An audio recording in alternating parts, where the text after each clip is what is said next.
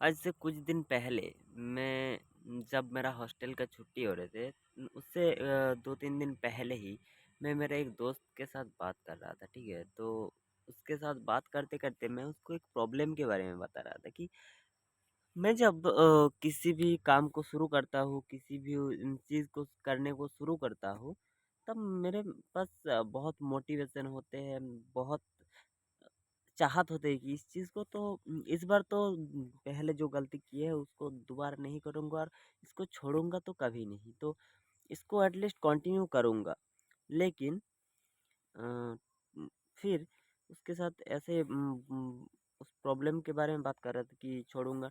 फिर एक कुछ दिन बाद 10-15 दिन बाद काम करते-करते एक चीज़ होती है, एक पता नहीं एक माइंडसेट में क्या चेंजेस आती है, थोड़ी बहुत मोटिवेशन लूज़ होती है एंड काम को थोड़ा-सा कम कर देते हैं काम करना।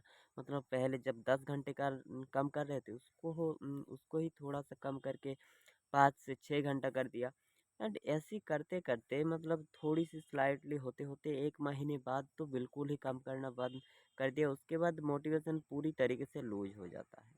मैंने इस प्रॉब्लम के बारे में बात कर रहा था कि ऐसा मेरे साथ होता है। अचानकली उसने मुझे कहा, "ये तेरे साथ भी होता है क्या?" मैंने कहा, "हाँ।" फिर बोला, "ये तो मेरे साथ भी होता है।" फिर मैंने मेरे और एक दोस्त के साथ बात करी, वो भी बोला मेरे साथ भी होता है। फिर और 2-4 दोस्तों के साथ बात करके मुझे ये चीज़ पता चली कि होता हर किसी के साथ है। होता तुम्हारे साथ भी है शायद। तो फिर मुझे पता चला कि ये सिर्फ़ मेरा प्रॉब्लम नहीं है, ये सबका प्रॉब्लम है एंड इस प्रॉब्लम से डील कैसे किया जाए।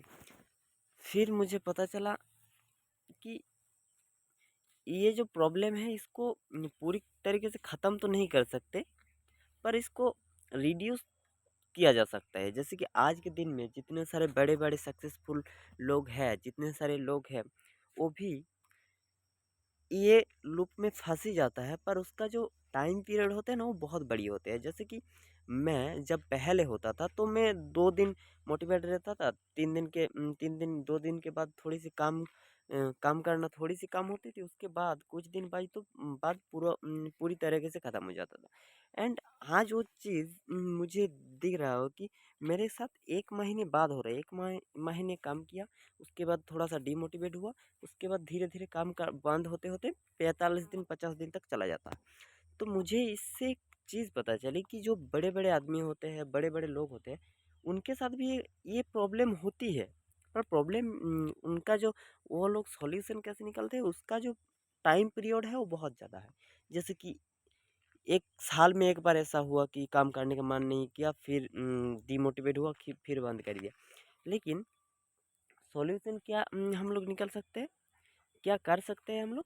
ये जो डीमोटिवेशन का टाइम है, इसको जल्दी से रिकवर कर सकते हैं। मतलब ये जो टाइम पीरियड है, डीमोटिवेट होने का प्रोसेस जब तुम काम कर रहे हो, इस प्रोसेस को थोड़ा-सा लेंदी करो। मतलब जब तुम काम कर रहे हो डेली-डेली, तो ये जो प्रोसेस है, इसको थोड़ा-सा बढ़ा दो। मतलब जितना हो सके इस ये काम करते-करते प्रैक्टिस होते-होते हो जाएगा। मतलब उम, जैसे पहले मैं जब करता था तब मेरे 7 दिन के बाद, 8 दिन के बाद, 10 दिन के बाद मेरे साथ होता था। पर अभी मेरे साथ जो होता है वो 1 महीने के बाद या फिर 1 डेढ़ महीने के बाद होता है। तो सॉल्यूशन यही है कि इस ये जो टाइम पीरियड है इसको थोड़ा-सा इम्प्रूव करो। थोड़ा-सा ये प्रैक्टिस करते-करते जब तुम काम करना शुरू करोगे, तुम जब क्लियर गोल बनाओगे तो ये तो धीरे-धीरे इंक्रीज़ हो ही जाएगा एंड इस तरीके से। एंड दूसरा जो सॉल्यूशन है वो तुम्हारा जो डिस्ट्रैक्शन पीरियड है, मतलब 3 3 पीरियड होते हैं। डिस्ट्रैक्शन पीरियड को इतना थोड़ा लेंदी हो जाए तो प्रॉब्लम नहीं है, क्योंकि वो उसमें भी आप काम कर रहे हो, पर थोड़ा-सा कम हो जाएगा, जो काम करने का पॉसिबिलिटी है। तो उसको थोड़ा-सा लेंदी होने से कोई प्रॉब्लम नहीं है एंड उसके बाद उम, जो आपका डिस्ट्रैक्ट मतलब जब तुम कंप्लीटली काम करना बंद कर देते हो, ये जो पीरियड है इसको कैसे ओवरकम करोगे? जब तुम नए-नए लोगों के साथ जुड़ोगे, नए-नए नेटवर्क, नए-नए दोस्तों के साथ नए-नए जो आपके साथ काम करते हैं, आपका कलीग के साथ मिलोगे। कलीग तो नहीं हो सकता अगर तुम अकेला काम करते हो, तो आपका दोस्तों के साथ बात करो। आप स्ट्रॉन्ग नेटवर्क बिल्ड करो जो सेम तरीके के काम करते हैं, तो इससे ओवरकम हो जाएगी बात करते-करते, फिर स्टार्ट कर दोगे। एंड जितना जल्दी स्टार्ट करोगे आप खुद का ही भला होगा। एंड ये एक प्रोसेस है जो मुझे पता चल रही है।